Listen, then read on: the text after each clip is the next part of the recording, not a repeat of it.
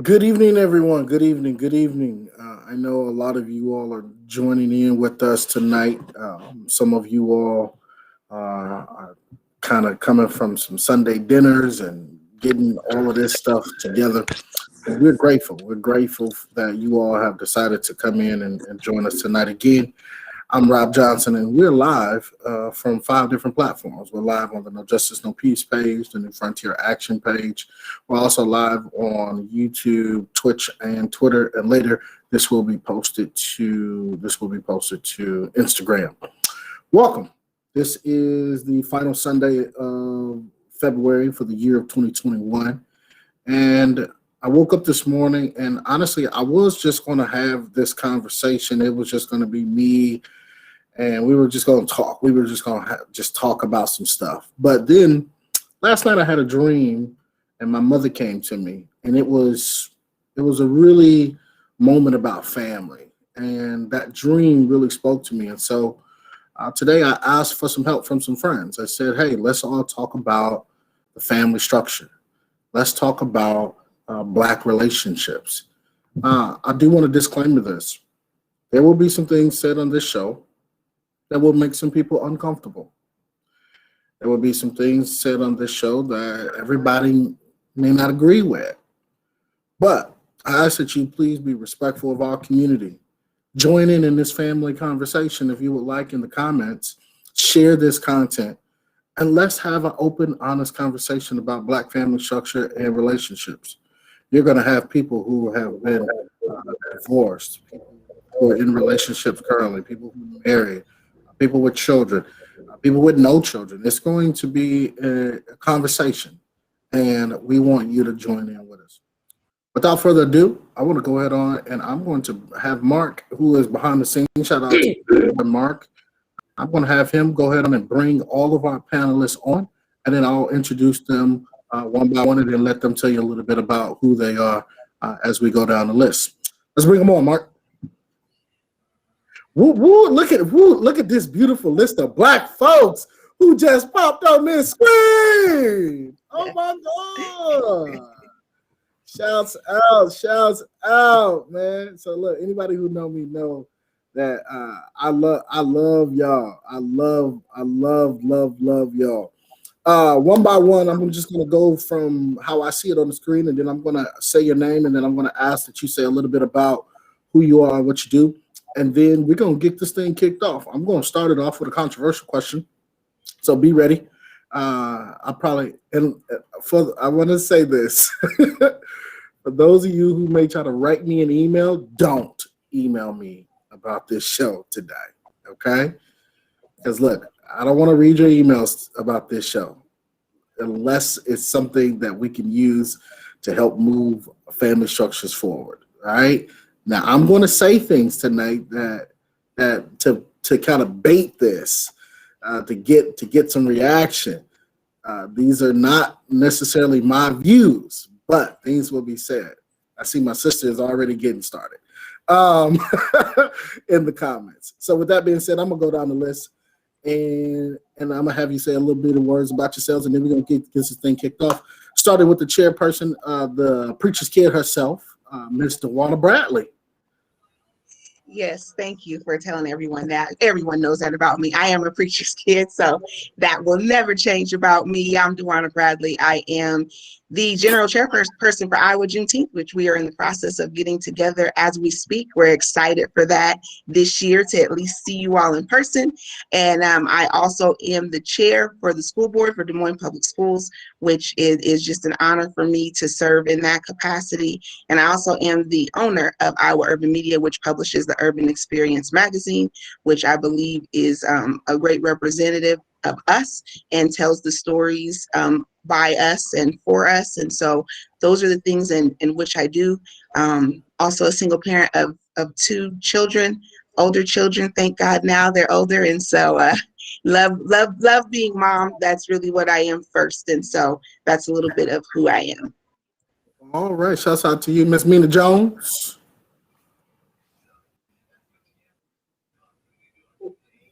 Oh, looks like we lost your volume.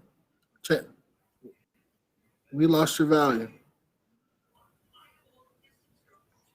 Okay, do me a favor. This is what I want you to do. I want you to log out and then just come back on, and we'll bring you back in. All right, let's go to Miss Sylvia Jefferson. Hi. Again, my name is Sylvia. I do a little bit of everything. I volunteer this place and that place. I volunteer with ICC. I'm kind of real active in the community. Single mom of 2 and a divorcee. So, yeah. Okay. Miss Abana.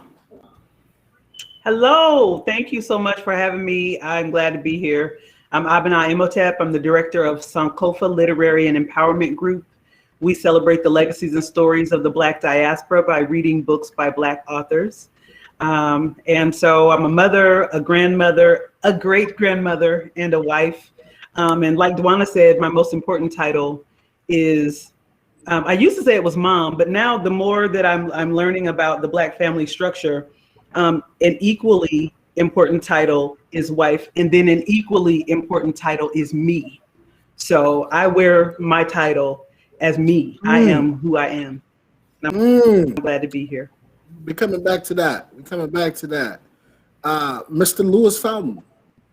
Reverend Johnson, thanks for having me on. We're outnumbered tonight, but it's okay. My name is Lewis Fountain. I work for Des Moines Public Schools. I guess my most important title is servant. I'm a servant of young people. I'm a servant of my community. I'm a servant for my family, friends. I have a son that's 5 years old. I also am a divorcee as well. I'm happy to be here. Thanks for having me, Reverend Johnson, and amongst all these lovely ladies. So I promise we won't win any arguments, Rob, but we will do our best to at least shed light from a male's perspective. Yes, sir. Yes, sir. I got some backup because I was getting ready to handle them. Look, they ready. They ready. Smack already. They ready. Before we got on the call, he was. Before we got on this call, he was. Hey, so let's kick this off with this question. We've seen this question posted multiple times around Facebook. And I feel like it has like such a deeper meaning. We know that in the old days, like there has always been this idea of the male is the head of the household, the woman is the queen of the house, the male is the provider, the woman is the nurturer. There's always been this idea of how the family structure should be, right? And now you have multiple different family structures. You have, for our LGBT community, you have a different structure. For our Black folks, you have a different structure, and even for our Black LGBT community, there may be different structures in there. And then you have the church folk who are very like, you know what, this is how church should be. And the reason why I'm bringing this up is because there's this thing on Facebook that's been going around about who eats first. If you are going to make a plate, and whether you are a male or a woman, who eats first? Who are you providing that plate to first? Do you feed the children first? If you are the woman, do you feed your man first? If you're the man, do you feed your woman first? Like who? And I'm asking that because I feel like it leads into something deeper that we can dive into, and I'm sure we're going to get into it because I feel it brewing already. And so I want to start. I'm going to start with Miss Abana because you brought up that you kind of led me to where I was going in the first place, and then I want each of you to just kind of jump in and let's go from there. So who eats first? Great question. I've been involved in some of those conversations online around who eats first and who even gets the big piece of chicken. But my thing is, I truly believe that the parameters of any relationship are determined by the people in that relationship.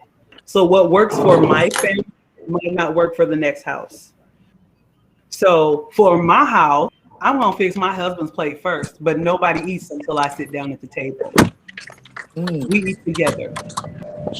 So that's just how we roll. I don't speak for anyone else. I think, whatever is whatever those parameters are for a particular relationship must be determined by the people in that relationship. I don't think society has a right to tell anyone in a house what they should do in that house. Somebody else jump in.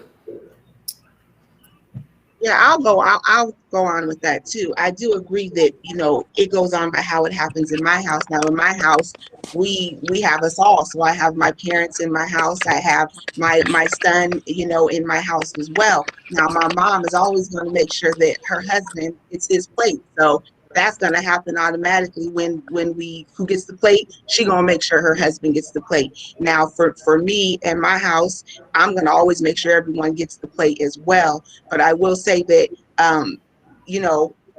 we don't eat together. We don't as a family, we don't eat together. Our schedules are very different. But I will say that in my household, everyone else is going to get their plate first before me. And if it's mom giving, my dad the plate, then guess what? If mom needs me to get her plate, I'm going to get mom her plate. And then I'm going to make sure everyone else is taken care of. So that's how we do things in our house. And I will say that dynamic has changed for us. When we grew up, we used to all sit at the table and eat. But as life just happened, and I will say for myself, just as we all got busy and did things, that table meant something different from us. Now, there are certain times a year we eat at that table, but we are not always at that table every day when it comes for dinner. Now, did you make your dad's plate when you were growing up? When I was, it was always my mom. No, my mom was the one. Matter of fact, she made his plate, then she made sure we all had our plate, and then mom had her plate. But we all ate at that table together when I was growing up. Sylvia. For me, like I agree with Abena and Dewan. Everybody's household is different, so dynamics. Of course, I'm a Southern, grew up down South. Daddy gets the plate first, then the kids, then the mama sit down, and that's how it was. It was taught. As I got older, I moved to the Midwest, and I got married. It was I fixed my husband's plate, and myself. During that time, my kids were younger, so pretty much they couldn't really eat unless one of us was actually sitting at the table. The dynamic that I have is that the relationship I'm in now, we are a team. So on the days he cooks, make sure I eat, and the kids, he'll get them taken care of, and then he takes care of himself. Vice versa. Might make sure the kids eat, then him, because he could be in the middle of doing something, and then we go from there. Also, there are days where our schedules are different. Somebody, kids going one way, I'm going another. I'm in this meeting and that meeting, and it doesn't always we need to. So it's based on a just a day-to-day basis on how we set the dynamic in our household. And a lot of times, my like I said, my family heavily religious and down south, what it is. You do this and you do that, and you stick to it.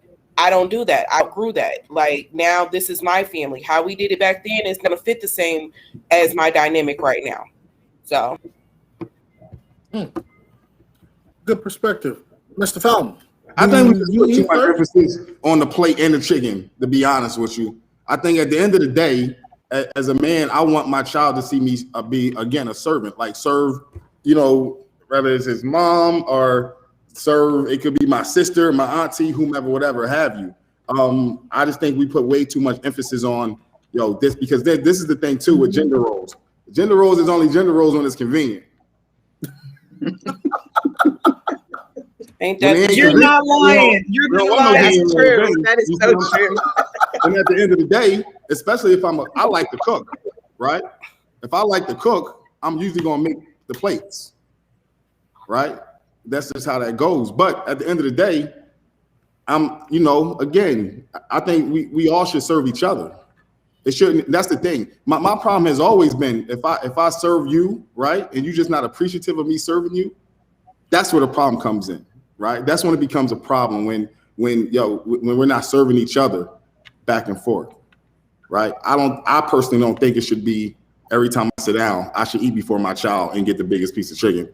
And then after you didn't cook, then you sit down. That's just too much. That's too many steps personally, you know. And I understand. I grew up down. Well, I'm from the East Coast, lived down south, now I live in the Midwest, and I think I've seen it so many different ways per se. What I will say is that when you have mutual respect and love, I don't really think there is no gender roles when it comes to the big piece of chicken in the plate, personally.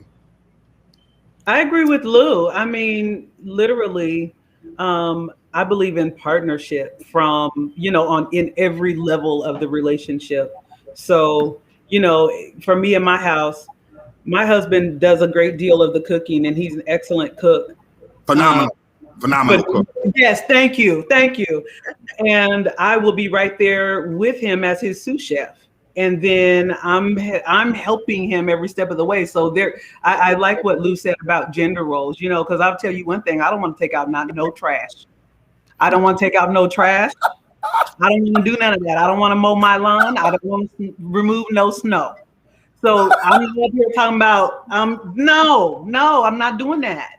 That's just, But if it must be done, it must be done.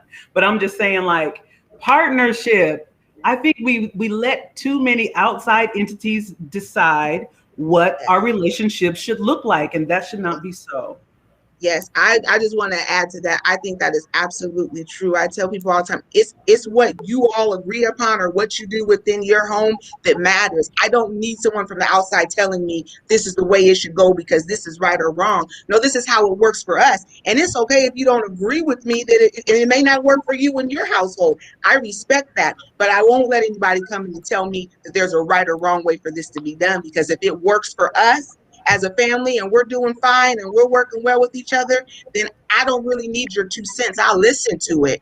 But I'm going to tell you right now, it's me in my house. You know what we say in church, as for me in my house, you fill in the blank. But for me in my house, this is how we roll. And if you don't like it, that's okay. Do what you do at your house. But when you come in my house, this is how we do it. Period. So I want to welcome my good friend Miss Bree to this conversation, and give her a chance to kind of inject her opinion in this. And Bree, now you work with kids, right? Yes, I do. I'm a school counselor for high school students. Oh, and man! So I'm actually starting my supervision to be a marriage and family therapist. So this conversation is very right on the money right now. So so the question was, who eats? We see this question all the time on Facebook about who eats first. What's your take? Oh, that is a great question. I kind of heard a little bit of what you guys were saying. And I will say I'm not currently in a relationship. I don't have any kids of my own, and I'm not married, never have been married, but I do. And is it Duana? Yeah, Duana. Okay. I from what you were saying, I suspect when I am married or when I do have kids, and for any family or any relationship, it depends on what your rules are or what you decide you want to do in the household. I've seen posts where people are like, let the man eat first, or your kids don't get food before your man gets his food, which is, I mean, there's definitely different reasons that people would say that. And I understand like the hierarchy of the family, but I mean, me personally, if I'm going to go off of that actual example, I would say, I don't know, in my opinion, the kids eat and then the parents eat after. It's like, depending on where we are in life, I don't think that there should be any defined roles or if we're talking about roles in a household. It's whatever you come up with and what you're comfortable with in your relationship. And I want to know, Bree, I'm going to ask.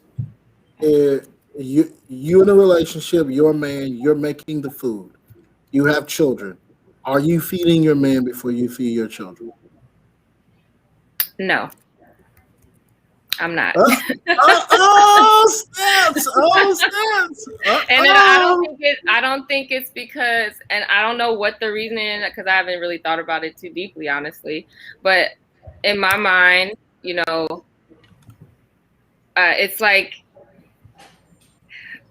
I don't know. I just feel like I need to service my children, and then as an adult, as the parents of the household, I'm not serving anyone. Number one, he can get his own plate, and my kids can get their own plates too. But if we're talking about providing something for somebody, I'm probably gonna give it to my kids before I give it to my man, because wow. My household is an independent one. I'm liking this because Lewis said something extremely different. Lewis said, he's serving everybody, and he wants his kids to see the reciprocation of the service. Lou, Okay. well, jump in. I'm just not going to her for marriage counseling. But at the end of the day, I mean, if that's how she feel, that's how she feel. What I will say is,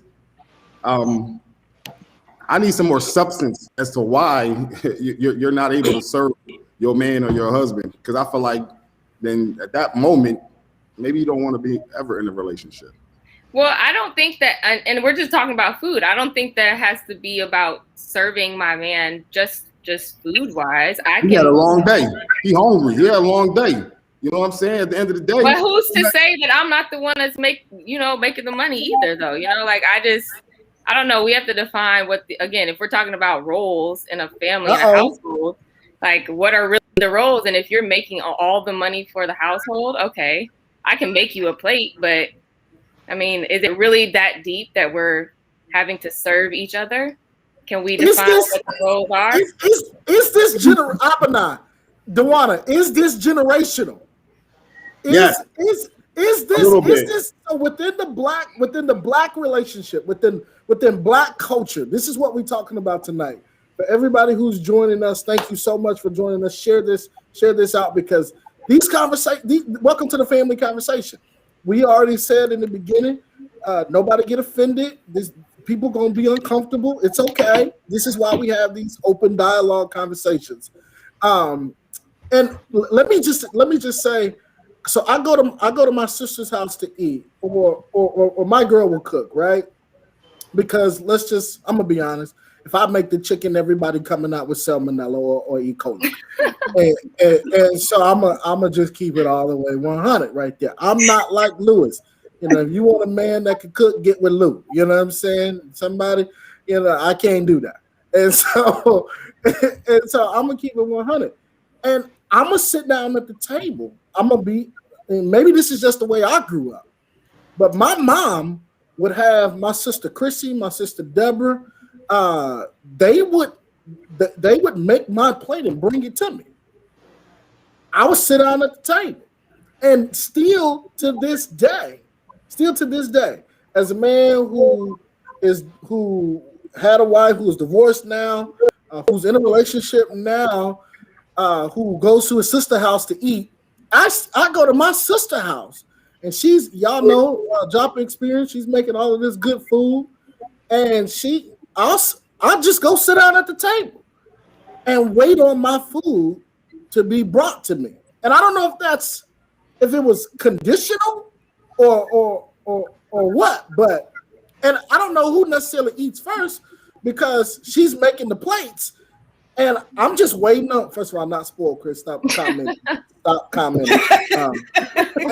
so I don't know. Maybe shut up, Lou. Maybe it's just me, but Dewana, jump in. Is this generational? Go ahead, Dewana. I'm going to say that some of this is generational, and I say that because I think there are things, and I can only speak for my household here, so let me be clear. I'm not speaking for anyone else's household, but I think there's things that I have seen that it's just been handed down to me. You go to grandma's house, grandma's serving everybody. You come in her house, you go to the table, grandma's in the kitchen whipping up something. Even if she ain't got no food there, before you leave, you're gonna eat. That's just what grandma did. So grandma made sure that everybody ate. And I think these things are generational, and it goes off the example of which we've seen things. And I think that's how we carry some of those traditions. I will say there are some things we've seen that there's things that maybe I've seen that's not going to work for my family, that maybe my family did do, that it's just not going to work, and that's okay too. But I will say that I believe that a lot of this is generational, and I'm not saying that anyone is right or wrong. I just think that we gravitate to the things that make sense to us, and we carry those and we hand them down from generation to generation. So I will say that yes, some of this is generational. I would Okay, like to add to that some of it may be generational, but I think at a certain point we've lost some things. So for me, I tend to turn as often as I can back to culture. We're talking about Black family structure, and I think some of what we've adopted as Black family structure is actually mainstream society's influence on our family structures. So I look at ancient Africa, ancient Egypt, king and queen ruled together. There wasn't a delineation between who did what. It was ruling together. And so that is what I look at as a model for the Black family structure is we're on equal terms and we share in all of these responsibilities together. And I think if we adopt some of what we used to do, I think our families would be better off rather than trying to accept the influence of popular culture, which largely ain't gonna work for us. You know, we're trying to put on shoes that don't fit. And again, it depends on each individual household, but there are certain core principles that are Black that we've lost.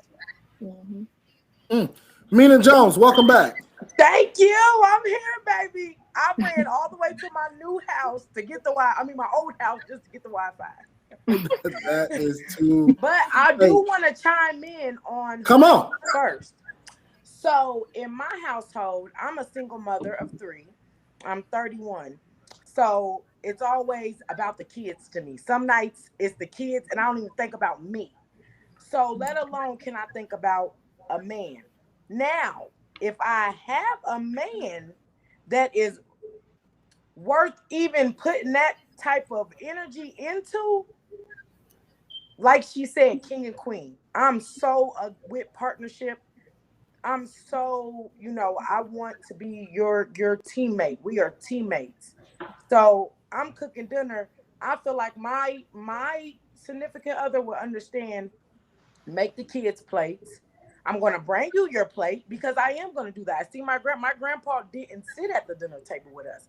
He sat in front of the TV with his little TV stand. Y'all remember the little wooden TV stands? My grandma, we take his plate or my grandma or something. Well, she would take this to your grandpa, because I was raised by my grandparents. Take this to your grandpa. And that's just kind of how it went. And it was just a custom. And so that's how I would definitely do it if I had a significant other to do that with. Being a single 31-year-old female in this society today, you don't want to feed a man a bone. And I'm just being honest. Whoa. I'm just being honest. They don't even to come in for dinner. And that's just honesty. But it might be the tree I'm barking up as well. And that's what kind of my last year experience to show me maybe I need to change my caliber. And then I will feel like I have somebody worth feeding. And then can I say one thing just to piggyback off of her? What's your name? I'm sorry. Mina Jones. Mina. And that was going to be the point that I was going to make because it's, I think, also about upbringing. Because my mom was a single parent and there was no man around the house for a very long time. And then when there was, our household didn't sit down to eat dinner. And I never saw, my mom didn't make plates for anyone. We made our own, she cooked. We went and got our own food from the stove, and we went and sat down. So I don't think it's a matter of me not wanting to serve a man. Not saying that in my household, I wouldn't give my man a plate. I think it's just what has been taught or what has been learned. And then, unlearning and then making whatever I want to be whatever I want in my household. But it's never not about serving or not serving or roles or not roles. I think again, I do agree with the teamwork aspect. If I'm making dinner one night, then I can, I'm probably still gonna give my kids food first. That's just how I see it, because that's how I was brought up. But then why not can the man make food one time and then we switched it up? I've never thought of or seen roles defined to gender. I guess is what my point was. I'm not cooking. It's not gonna happen. Now, I would suggest, like, okay, when I was married, my husband didn't cook. My husband, he couldn't cook. He couldn't even boil a pot of water for macaroni. So all the cooking fell on me. If we was gonna eat, it was gonna have to fall on me. But again, I was conditioned to, okay, first my man, then my kids, then myself. Again, my upbringing. And I was raised, like you said, Mina, I was raised by my grandparents. And that's how but then after, it dropped down to just me and my kids, I had to come up with a different standard or a different aspect in our household, because I went from being mother and wife to now I am single mom of 2. And so for a while there, it was just me and my kids. And I would always make sure my kids were taken care of. I fixed their plates at the same time. I wasn't like I called one or the other. It was come get your plates. I fixed their plates, call them in, and come and get it. Now, do we sit at a table and eat? No, we don't. Again, goes back to our schedules are totally different. But then as I got back into a relationship, I had to learn how to be a team player.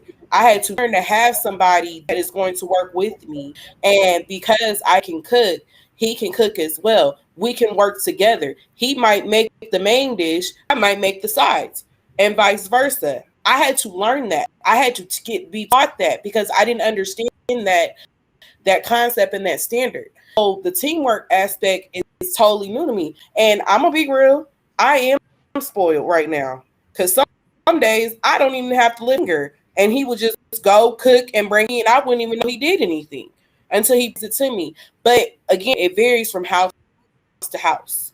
It varies from house to house. Everybody's dynamic is different. Everybody's situation is different.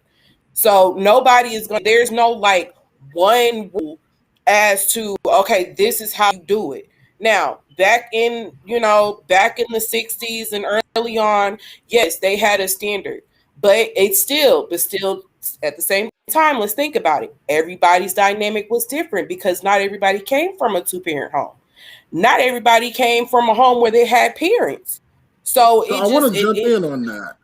I want to jump in on that. Go ahead.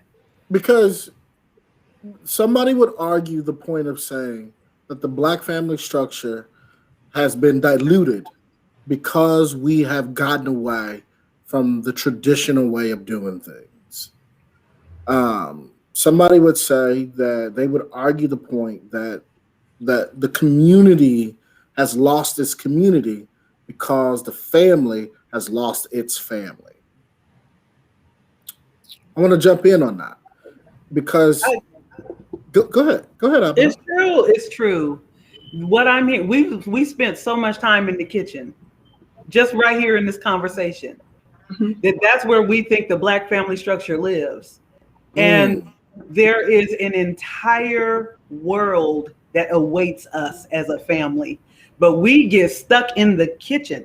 And that's important, because a lot of our interactions and a lot of our conversations and bonding and things like that happen over a meal. That's cultural. But we have got to get out of the kitchen eventually and get in the living room and sit down and talk to one another. We have to take the spirit of the marriage and put it back in the bedroom. Those types of things that enrich a family. We've gotten away from that. Whether or not you're in a relationship with someone, your family can still be rich and enriched by communication and love and sharing common bonds and all of these other things. It's not, okay, the plate, yeah. But now after you eat, then what? But it's the thing. But the kitchen and the plate is a microcosm of where we're at as a Black family too. right we now. awfully broken right now. Then we awfully broken, and it's obvious because we don't know the left from the right, where we coming or going. Should we sit? Should we stand? Should we cook? Should we not? And I think if you really look at a lot of that, right? I mean, yes, we talking about food and we talking about the kitchen, but we really talking about us, right? As a family, us as our kids, as husbands, as wives, as boyfriends, girlfriends, whatever have you. And I think we truly have to look at, what do we want even moving forward? What is it that we want? A lot of times we don't even know what we want. We saw what we saw growing up, and a lot of that was toxic. Let's stay right there for a second. Woo! That's where I'm going next, Lou. Let's stay. I mean, to be honest, so at the end of the day, I don't yell at my kid and whoop him. I mean, yeah, I chastise him, but I teach him. He gets more. He cry harder when I say he's disappointed me than he do if I give him a whooping. So at the end of the day, yes, a lot of those gender role, a lot of things, truth be told, should be out the window because it was toxic then and it's toxic now. Duana? Well, for me, it's a little bit different for me. So, I was raised in a 2-parent home. Mom and dad seen them. They didn't argue in front of us. What was going on, they kept that. We didn't see all of that. But what they poured into us is what allowed me to pour into my family. Now, I am a single parent. So some people say, well, you raised in a 2-parent home, you're a single parent. I am. And what I did was took the values that my parents raised me up in, and that's what I embedded into my son and my daughter, that love that you can achieve and be what you want to be, that hard work, all of those types of things. So those were the things that I instilled from my parents. And I have to say that, my mama was a no nonsense type of woman. You wasn't just doing anything up in Sister Bradley's house. And those are the same things that I take and instill in my own kids. They have that respect for me as well. You ain't coming in this house doing any kind of thing. And so I think for me, I look a lot to my faith as well. Like there's just some foundational things that I had in my household that I've just passed on to my children as well, that I've taken in myself. There are some things like when Lewis talked about, like I didn't hardly have to whoop my kids. When I was a kid growing up, I didn't like being touched. So, I had siblings that did get whooped. I didn't, because I'm like, yeah, I'll do what you say because you ain't touching me. And I didn't do that to my kids either because I would talk to them, or maybe sometimes I was just stern enough. They just listen. But I think there are some foundational things for me that I received that I passed on to my own family. And it wouldn't matter. I didn't have to have a 2-parent family household for my kids to do that, because there were some things I took from my own upbringing and I passed that on to my kids that I hope that they pass on to theirs. I was just in a unique situation because I was the preacher's daughter who, raised her kids in a single parent home. That's a whole nother conversation that we don't even have time for. When you talk about the church and that, when you talk about the church and that, it's a whole nother conversation. But I will say there's just foundational things. It's no nonsense for me when it comes for my own family and my kids. There's a certain expectation I have because it was a certain expectation that my parents had for me. So everybody that is tuning in, thank you so much. Hey, I do want to say this to our guests. We have reached our time, but I want to continue this. If you have to go, please feel free to drop off. Those who can hang out a little bit longer, please feel free to hang out, because I know we've reached our time.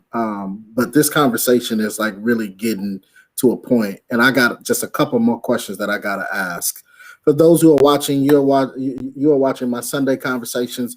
I am Rob Johnson, and I have some beautiful guests with me tonight as we talk about our Black family structures and relationships. We have Mr. Wanda Bradley, Miss Abana Imhotep, we have Lewis Fountain, we have Miss Brianna Isom, and Miss Sylvia Jefferson. And tonight we're having these conversations around the Black family. Thank you for tuning in with us. I want to jump back in here. Simple.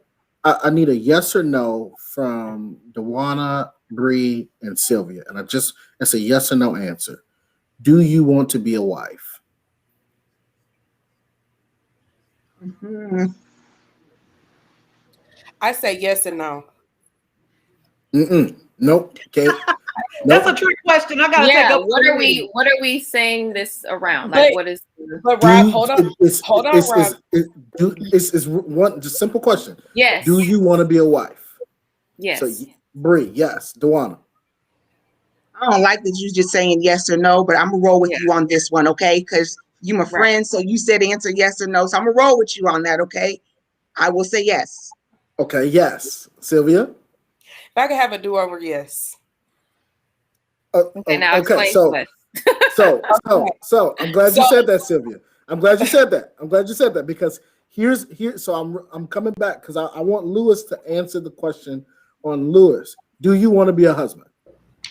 Yes, I mean, I think we try to. Did they complicate simplicity? That's like, listen, either you want to be a husband or you want to be a wife, or you don't. Like either way, but I don't think So that was hard to answer. so- personally, but So hey. the reason I brought that up is because Abana is the only one on this call that is married. There are a couple people on this call who have been divorced. One person on this call who's not in a relationship and who's never been married. There's two people on this call with no children. That right there in itself makes this call a complete idea of where we're coming from when it comes to experiences. Now, we don't know each other's story, or you may or may not. We don't know if Abana, if this is her first marriage or her children. We don't know if Dewana was married, and we're not getting into that. But the reason I asked that question is in today's society with the Black family structure, is marriage still important? I know we got the church, and I know the church has been a major factor in what we're doing. But do people still want to be married today? Is marriage still important? Can I speak to that? Yeah, I was going to throw it to you first, Abana, then let everybody else jump in. All right. So I was married previously and divorced.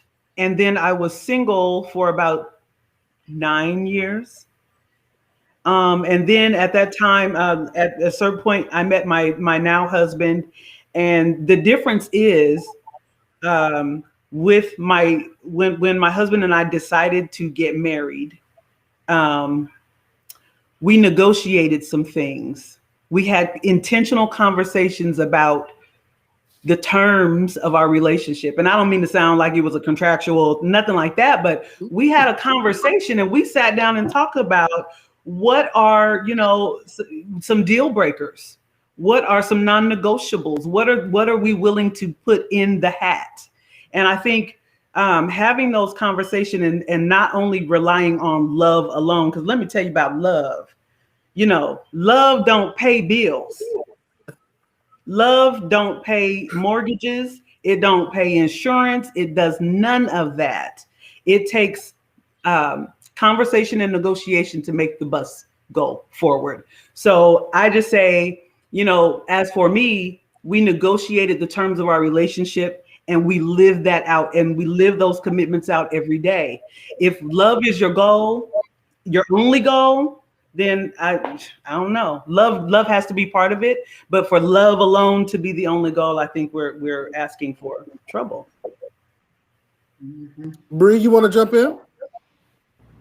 Yes, I'm trying to get all of my thoughts together at the same time because obviously I've never been married. And again, I'm sorry, Abna, right? Abana? Abna. Yeah, correct me if I'm wrong, considering you are the only one in this call that's been married. But, I've had marriage around me. So it's like I'm not, I don't know anything about marriage. So I will say I think it is still important. You said the question was to Black people in the Black community. I think it is. I definitely think that it is. But in marriage in general, in my opinion, I think marriage is what, like Abena said, what you want it to be, in my opinion. There's a lot of different reasons people get married. So in my philosophy of counseling, and when I do become fully certified as a marriage therapist, the goal is whatever you want out of your marriage, I'm going to help you to succeed in that realm. So for instance, my mom was married and got divorced from my father. He was abusive. My grandparents have been married for over 50 years. I'm sorry.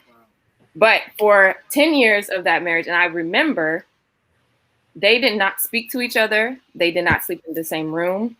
They did not talk. They were housemates. They lived together, but there was no interaction. And I remember as a child, I would say to my grandparents, and not understanding at the time, but I just knew that there was something weird about the relationship. Like, I never seen you guys kiss, and they would get awkward.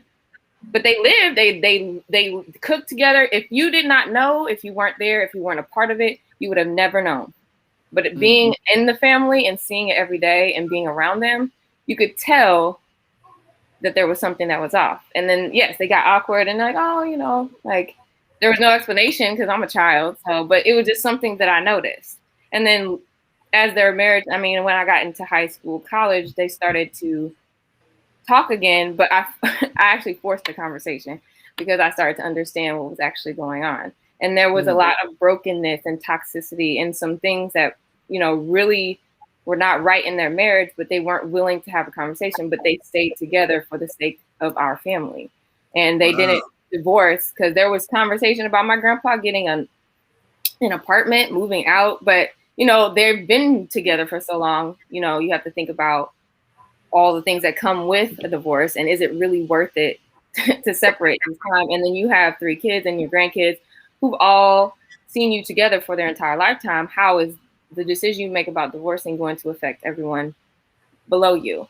And so they eventually, you know, things are better. It's not perfect, but they have gone, you know, they're really religious. So they didn't go the marriage counseling route. They went to prayer and to work with our priest. They did it through religion. So that was, you know, it's great. And they found a way to reconcile their relationship. But I think there are definitely different reasons why people get married. It's important as far as community, when we were talking about earlier, like families and bringing the community back into relationships. And I think the more people, I do truly believe that the more people that you have involved in your family, the more, you know, that it takes a village idea of like to raise a child. I think that is something that we have lost. I think that people are so focused on being independent and doing things on their own that they forget that the best way to raise a child or have a family is by doing it with grandparents down to the, you know, to the youngest. You have to have that community because it makes things so much better. And there's a lot of positivity and work that can be done around having support, because people don't want support anymore. People want to have that idea of like, I've done this on my own. But families are the main and number one resource for you. And if you need something, if you need support, just psychologically or, you know, financially, your family is supposed to be there for you. And I think, especially in the Black community, we've gotten away from that, especially with us. Go ahead, Lou. Well, the problem is, Reverend Johnson, is nobody told me that relationships is harder than church candy. And that's just the truth of the matter. And no, we sensationalize relationships and marriages and everything is great. And we post pictures on Facebook and Instagram and Twitter and look at us and then blah, blah, blah, blah, blah. And it's like, yo, at the end of the day, that's just a small piece of what a relationship is, a very small piece. And I tell, like, people ask me like all the time, like, did you enjoy being married? I love being married. I just didn't see a healthy marriage, right? And then when I was married, I didn't seek wise counsel on how to stay married. At the end of the day, the marriage itself wasn't the problem. We were the problem, not just the name of being married. That wasn't the problem at all. So I think at the end of the day, I mean, yes, I mean, marriage is a beautiful thing, because this is the thing. Whether you spiritual or not, you have to feel that when two things come together, it's magical. This is the problem, though. Two things are coming together that's from two different perspectives, two different two different philosophies. They eat different cereal. They watch different cartoons. And then now we're together. We're one. And everything's supposed to be magical. Lies. I don't know who told me. And there ain't nobody give me the game. I blame us. Somebody should have told me that is not sweet. Period. You know why they did that? We planned for the marriage. We planned for the wedding and not the marriage. We planned for the day and not for the lifetime. and that's backwards. And Lou, I 100% agree with you, because it wasn't until my second marriage, and mind you, I didn't want to be married again. I was happy being single. I even called myself the Black Carrie Bradshaw from Sex and the City. Like, I wasn't going there. But I had to learn that in my relationship, I couldn't, although he's this wonderful man and all this stuff, I couldn't say I'm marrying a man.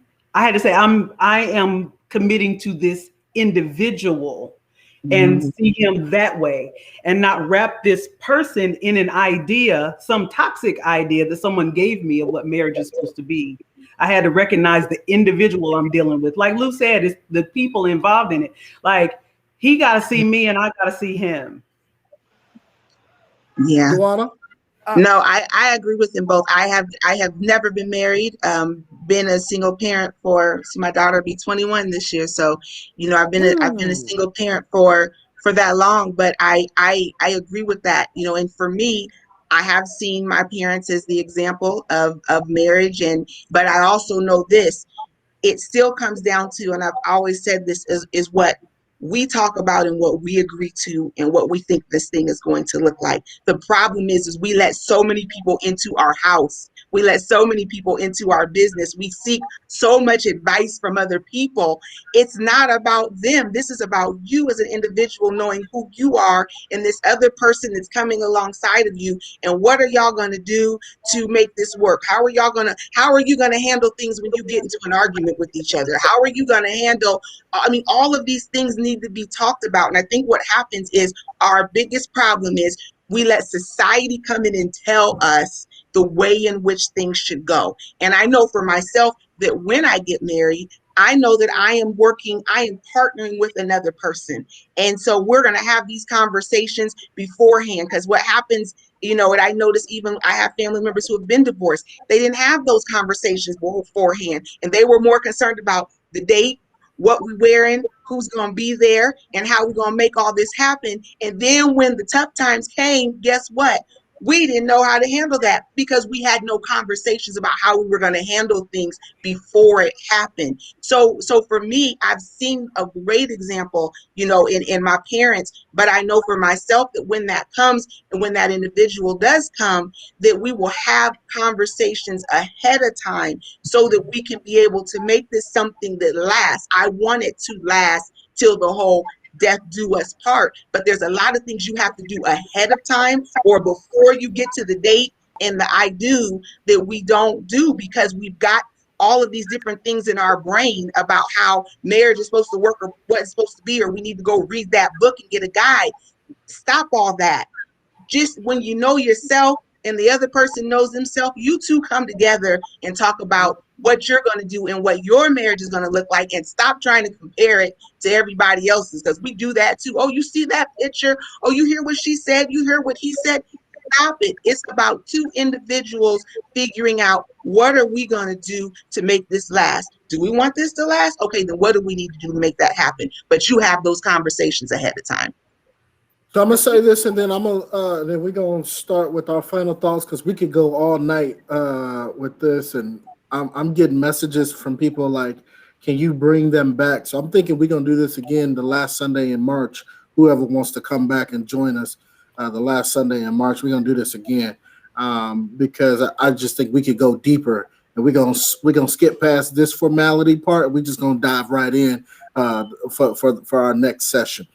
I'm gonna say this. I feel like a lot of people today with Tinder and Bumble and all of these other apps, like, I feel like we've missed this part of dating with intention, right? My mom told me, like, if you gonna date her, then date for marriage. And I think sometimes we're in this space where people are like, I don't know if I want to be married. I don't know if marriage is for me. I'm just gonna date just to date. And then next thing you know, you got folks who are in their feelings, who are left behind, who have seen toxic marriages, and it's a whole bunch coming at people all at once. And mental health is a major piece on all of this. mental health is a huge piece, and we're gonna have to dive into that. We're gonna have to dive into that on our next session for March 28th, which is the last Sunday in March. Even myself, as I date now, like, you know, I'm dating because I want to be a husband, and I want to have those conversations of like, all right, this is who I want to be as a husband, and I don't want to be some fake phony person trying to act like this. I want to do this, right? And I think those type of conversations are necessary to be had as the dating process continues. And I'll be the first to tell y'all, church has sometimes put us in a place where folks have been harmed a lot. Amen. But I still believe in the church, and the value that the church brings to our community and what it does for the camaraderie of our community. Well, I feel like that's going to be a conversation we're going to have to come after March. So March, the last Sunday of March, we're going to have to talk relationships of mental health. Then the conversation after that in April, we're gonna have to come back and talk about how churches played a role. I mean, there's so much we gonna have to do because all of y'all can talk to this, right? Bree knew me back when I was a little bit less mature, back in college, and so we're not even gonna talk Radio about those shows things. together. Yeah, we did. We ain't even gonna talk about that. And so we've all grown into different places, but we're all in different places in our lives. But that being said, I know we've come to a close. I want to get each of you all's final thoughts on the Black family structure, something that you just want to make sure, a message that you want to relay. I'm going to ask if you can, please keep it to 60 seconds apiece, so that we can get on up out of here. And Sylvia, we're going to start with you. We're going to go to Bree. We're going to go to Lewis. We're going to go to Dewana, and we're going to close with Miss Abana. Sylvia, go ahead on and kick us off. With the conversation that we had today, one is let's not the sexualization, but the intimacy, bringing the love and the family and the communication back into the household. That is what's missing. And we need to bring that to our children as well, too, because that's a key role that we have to have when we go out and grow up and be an adult. So, Bree? I would say I think what would be very beneficial to us is focusing on healing ourselves.